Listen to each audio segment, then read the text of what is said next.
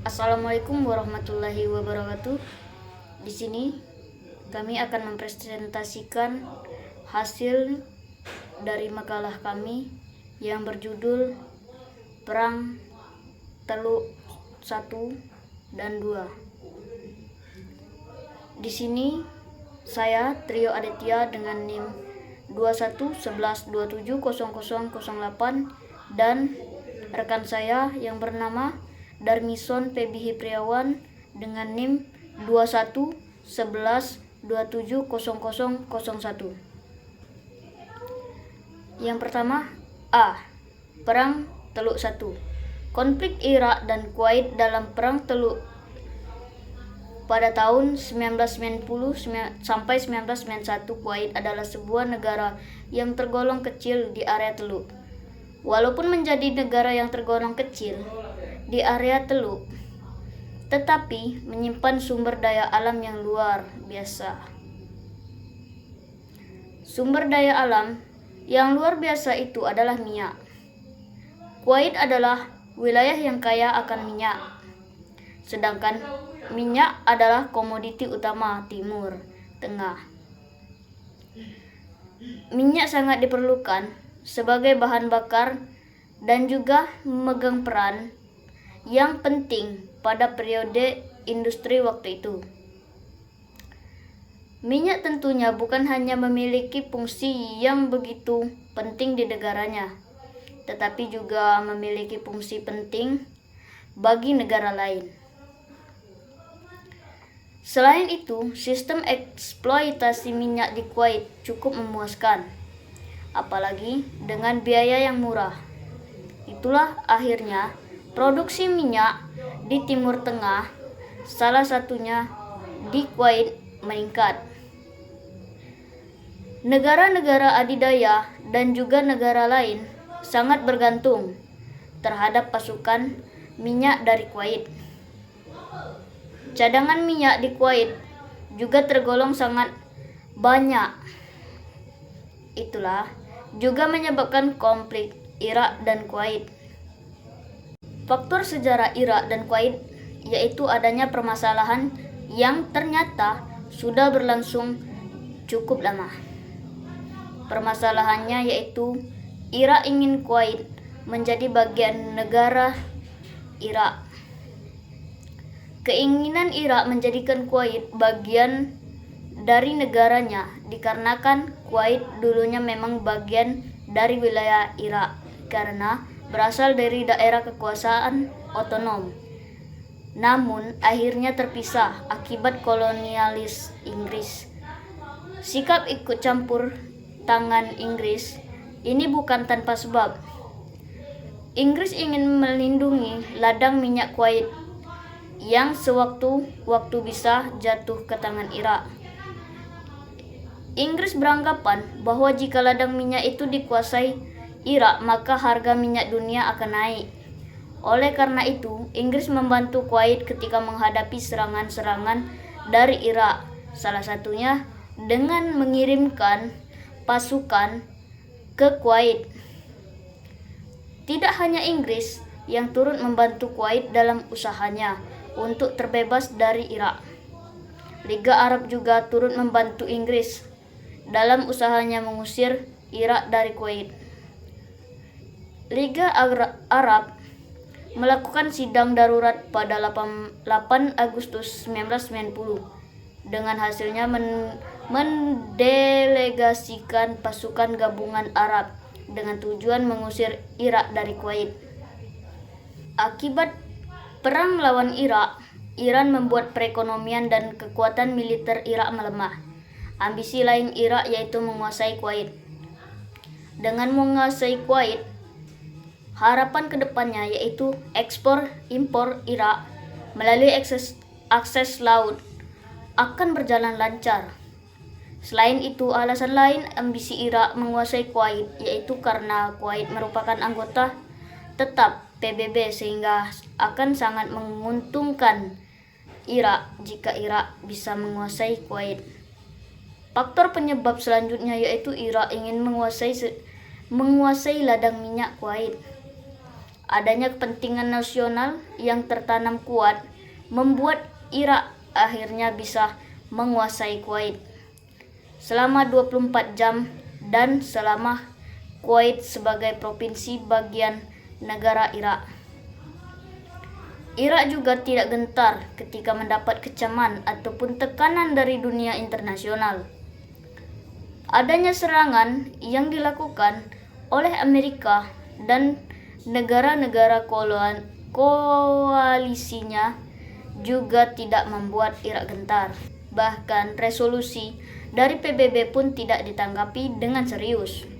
Irak mencari ide untuk meredam kecaman dan tekanan dunia internasional.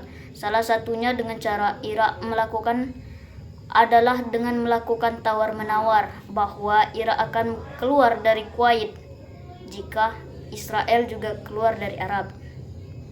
Tawar-menawar dilakukan Irak supaya mendapat simpati dari warga Arab. Selain itu, Irak juga menyandra pekerja asing sebagai tameng Irak. Tindakan Irak justru membuat kemarahan dunia internasional yang akhirnya membuat adanya tindakan militer terhadap Irak. Upaya PBB dalam menyelesaikan konflik Irak dan Kuwait dalam Perang Teluk 1990 sampai 1991, Perang Teluk 1990 disebut juga dengan Gulf War, yang disebabkan adanya invasi oleh Irak ke Kuwait. PBB mengecam aksi Irak yang menduduki Kuwait. PBB juga mengakui bahwa Kuwait masuk bagian provinsi Irak. PBB berusaha mengeluarkan instruksinya terbukti dengan banyaknya resolusi yang dikeluarkan PBB, walaupun akhirnya tidak mampu membuat Irak pergi meninggalkan Kuwait. Berbagai resolusi yang diterbitkan isinya di antaranya yaitu sanksi ekonomi kepada Irak.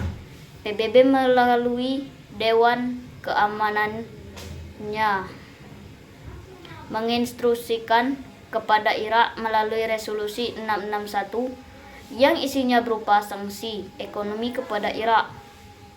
Tetapi PBB tetap memberikan adanya bantuan kesehatan dan juga pangan bagi rakyat Irak. Embargo yang diberikan oleh PBB dimaksudkan untuk membuat Irak kesulitan untuk memasuki kebutuhan perang. Adanya sanksi ekonomi yang diberikan oleh PBB kepada Irak diharapkan kedepannya bisa menghentikan invasi yang dilakukan Irak terhadap Kuwait. Harapan tersebut dikuatkan dengan melemahnya perekonomian Irak ketika sanksi ekonomi dari PBB dilaksanakan. Namun, embargo yang diberikan PBB nampaknya tidak berpengaruh terhadap pendirian Irak. Irak tetap saja tidak mau mematuhi resolusi PBB sehingga Irak terus melakukan invasi terhadap Kuwait.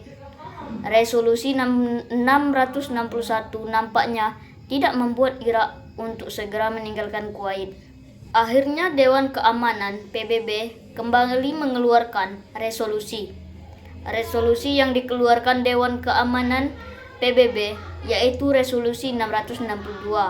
Resolusi 662 isinya berupa penegasan kembali supaya Irak segera meninggalkan Kuwait. Adanya Resolusi 662 Dewan Keamanan PBB menjadi bukti upaya penyelesaian penyerangan Irak ke Kuwait secara damai. PBB masih menjalankan tujuannya untuk turut serta menjaga keamanan dan perdamaian dunia. Konflik Irak dan Kuwait akan membawa dampak bagi sekitarnya. Salah satunya bagi para warga negara asing yang di Irak maupun di Kuwait. Warga negara asing bisa saja dijadikan tameng oleh Irak untuk berlindung. Akhirnya, PBB melalui Dewan Keamanan juga menerbitkan Resolusi 664 yang di dalamnya menginstruksikan Irak harus melindungi orang asing, baik yang ada di Irak maupun di Kuwait.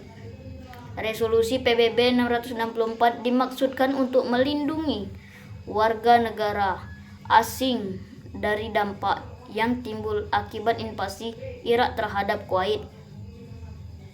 PBB selain memberikan bantuan kesehatan dan juga pangan bagi Irak, juga memberikan keamanan tentunya bagi negara asing yang berada di wilayah Irak.